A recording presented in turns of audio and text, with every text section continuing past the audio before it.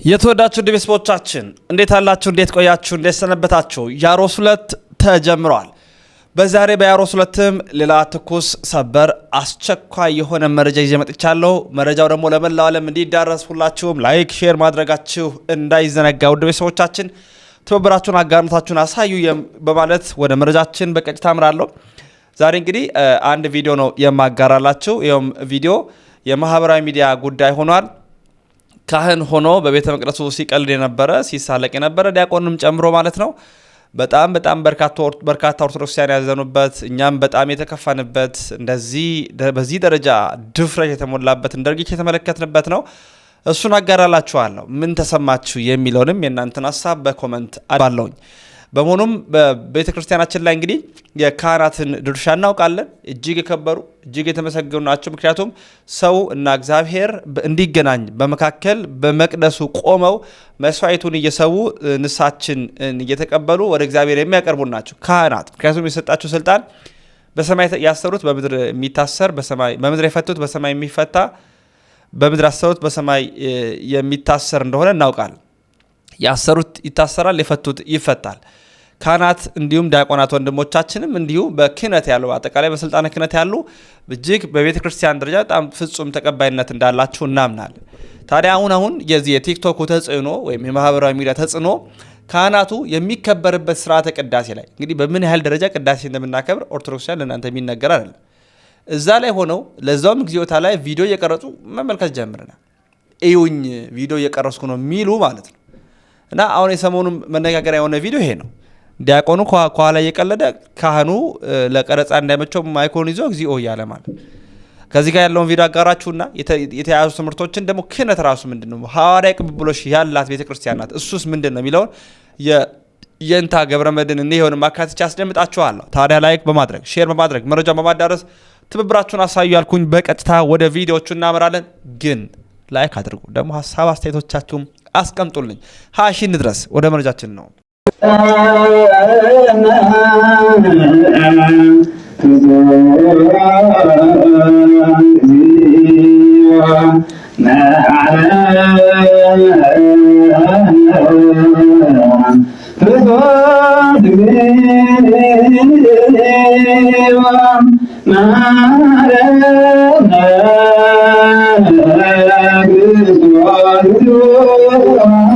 ኦርቶዶክሳውያን ዛሬ አንድነታችን መተባበራችንን የምፈልግበት ዕለት ነው።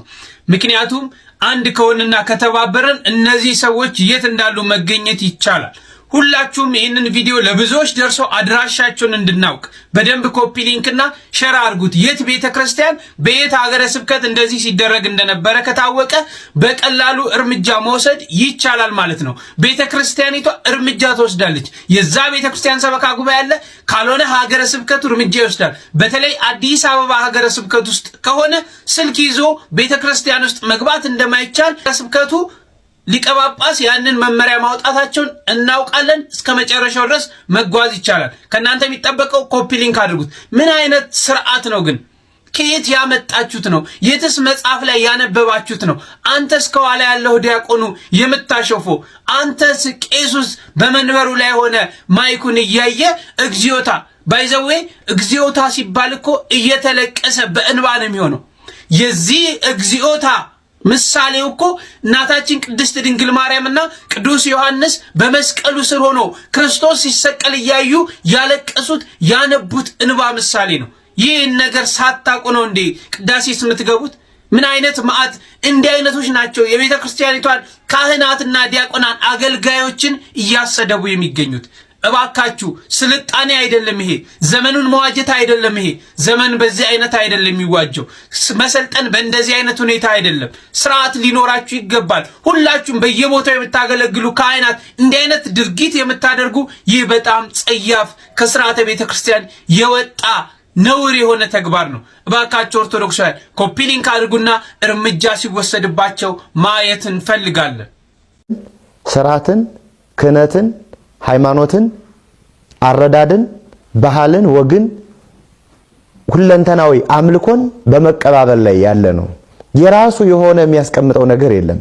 እኛ አሁን ያለን በዚህ ዘመን ያለን ክርስቲያኖች ምንም እኛ የሰራነው ነገር አይኖረንም የለንም። ትናንት ከነበረው ከምንጩ መቀበል ነው። ስለዚህ ተቀባባይ ነው። ልጅነትንም በመቀበል ነው የሚያገኘው፣ ስርዓተ ጥምቀትን በመቀበል ነው የሚያገኘው፣ ክህነትንም በመቀበል ነው የሚያገኘው። ይሄ ማለት ብዙ ካህናት ቢኖሩም ብዙ ክህነት የለም፣ ብዙ ዲያቆናት ቢኖሩም ብዙ ዲቁና የለም፣ ብዙ ጳጳሳት ቢኖሩም ብዙ ጵጵስና የለም፣ አንድ ነው። ብዙ ልጆች ቢኖሩም ብዙ ልጅነት የለም፣ ብዙ አማኞች ቢኖሩም ብዙ ሃይማኖት የለም። አንዷን ነው እየተቀበለ ይመጣው። በቅብብሎሹ ውስጥ ደግሞ እየሄደ ሲጓዝ ቅብብሎሹ ህብረታዊ ነው። በግሉ የሚቀበለው አይደለም። እኔ የተቀበሉት ይሄ ነው፣ የገባኝ የተረዳ ይሄ ነው ልል አልችልም። ህብረቱ ነው የሚቀበለው። ኦርቶዶክሳዊ ህብረቱ የተቀበለው እውነት ነው እሱ። ህብረቱ ደግሞ ተቀብሎ እንዳያበላሸው ወይም ደግሞ ትክክል አይደለም እንዳይል ህብረቱ ደግሞ የሚረዳው በጋራ አረዳድ ነው። ህብረታዊ አረዳድ፣ ህብረታዊ ቅብብሎሽ፣ ህብረታዊ ትውፊት ነው ያለው። ህብረታዊ ትውፊት ተቀበለ፣ በህብረት የተቀበለውን ያንን ትውፊቱን በህብረት ነው የሚረዳው። ቤተክርስቲያን ከዚህ የተነሳ የግል ክርስቲያን የግል ሊቅ የላትም ማለት ነው። ህብረታዊ ነው። ሶስተኛ ይሄን ካል አራተኛው ህብረታዊ አምልኮ ነው ያለው። ግላዊ አምልኮ አይደለም ያለው። ሁሌም ወደ ህብረት ውስጥ ነው የሚሄደው። ወደ ህብረት ውስጥ ነው የሚሄደው። ህብረታዊ አምልኮ የምንለው መጠመቅ የአምልኮ ወይም ደግሞ የድህነቱ አካል ነው። ያለ ህብረቱ ልጅነት የሚባል የለኝም። በህብረት ውስጥ ነው ልጅነት ማግኘት የሚችለው። እኔ ስለተጠመቁ የክርስቶስ ሥጋ ደም መቀበል አለብኝ፣ ከክርስቶስ ጋር መዋሃድ አለብኝ በጸጋ። ስለዚህ መዋሃድ ብፈልግ በራሴ ፈቃድ ሥጋው ደሙን አቅርቤ ራሴ ቀድሼ ራሴ ተቀብዬ ራሴ ልዳን የክርስቶስ ሥጋ ላድርግ ብል አልችልም። ማን ያስፈልገኛል? የሚቀድስ ደግሞ ያስፈልገኛል። ተንሱ የሚል አለ፣ ጸልዩ የሚል አለ፣ ስለ መንፈስ ከሚል አለ። ቅብብሎሽ ያስፈልገኛል። ህብረታዊ ነው ሁኔታው ሁሉ። ያለ ህብረት መዳን የሚባል ፍጹም የለም። የቤተክርስቲያን መገለጫው አካሏ ህብረት ነው። ህብረት ነው። ይሄን ሁሉ እያደረገ ሄዶ እንኳን የመጨረሻም ልኑር ብሎ ቢያስብ በህብረቱ ውስጥ ነው የሚኖረው። በህብረቱ ውስጥ መገለጫው ማለት ነው። እና ትልቁ መገለጫ የህብረተ ቤተክርስቲያን መገለጫ ቅዳሴ ነው። ትልቁ መገለጫ ቅዳሴ ነው። ከቅዳሴ የተሻለ የቤተክርስቲያን ህብረት የሚገልጥ ይኖራል ብዬ አላስብም። ከቅዳሴ የተሻለ አሁን በታወቀ ነገር ለምሳሌ ቅዳሴ ስንቀድስ ቅዳሴው ላይ መላእክት አሉ። አሉ። ምን እንላለን? ተውበ ምሕረት ለሚካኤል ብስራት ለገብርኤል፣ ምሕረት ለሚካኤል ተሰጠው፣ ብስራት ለገብርኤል ተሰጠው፣ ሰራዊተ መላእክቱ ለመድኃኔ ዓለም፣ መላእክት የመድኃኔ ሰራዊቶች ናቸው እንላለን። ቅዳሴው እኮ እኛ ነው ብለን የምናስበው።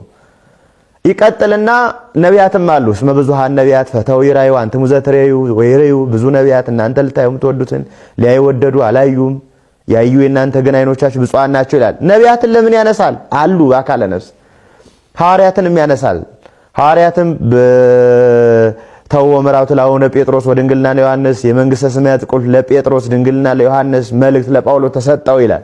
ሰማዕታትም አሉ። እሱም በማመን ሰማዕታት ደማቸውን አፈሰሱ እንላለን። ራሱ ባለቤቱም አለ። አሃዱ ብለን እንጀምራለን። አሃዱ አብ ቅዱስ፣ አሃዱ ወልድ ቅዱስ፣ አሃዱ ውእቱ መንፈስ ቅዱስ ብለን እንጀምራለን። በኋላ ማህበነ ንህበር ካንተ ጋር አንድ አድርገን እንላለን። በዚህ ህብረት ውስጥ ቅዳሴ የሚያስቀድስ ሰው የግሉ አይደለም። ምናልባት ቅዳሴ ውስጥ ገብቶ ይህን ሳይረዳ ቀረ ምን ይመስለኛል? እኔ እንደው ጥሬ ቀቅለው ባቄላ የሚቀቅሉ እናቶች ቀቅለው ከመካከል የማይበስል ባቄላ ይገኛል። ወይም ጥሬውን ነክረውት ሁሉ ርሶ ቡቃያ ሲሆን የማይርሱ አሉ። ከዚያ መካከል ተለይቶ እንደመቅረት ነው። ተለይቶ እንደመቅረት በዚህ ህብረት ውስጥ ነው። በመላእክት ዓለም በሰዎች ዓለም አንድ በሆነ ህብረት ውስጥ ነው መዳን የሚቻለው። ታዲያ ይሄን ህብረት ሌላም ሲገለጽ መግለጫው ማህሌቱ ብናይ በቀኝ ያነሳለ በግራም ያነሳለ፣ የሚመራለ የሚቀበላለ፣ የሚዘምራለ ዝማሬው የሚቀበላለ፣ ከበሮ የሚመታለ የሚጸነጽላለ፣ የሚያስቀድሳለ የሚቀበላለ፣ የሚያስተምራለ የሚማራለ። ይሄ ህብረተ አካል ነው። ህብረተ ቤተክርስቲያን ነው እንጂ ብቻውን ተነስቶ ራሱ እየጸነጸለ ራሱም እየጮኸ ራሱም እየዘመመ ራሱ ከበሮ እየመታ ራሱ እየወረበ ብቻውን ሊሆን አይችልም። ህብረቱ ነው የሚኖረው። አንዱ ካህንም ገብቶ ብቻውን እየቀደሰ ብቻውን እየጮኸ ምን እያለ አይሆንም። በህብረተ ቤተክርስቲያን ነው ክርስቶስን የምናገኘው። መድኃኔዓለም ክርስቶስም ለዚህ ትልቁን ትምህርት መጀመሪያ መጥቶ ብቻውን አይደለም የመጣው።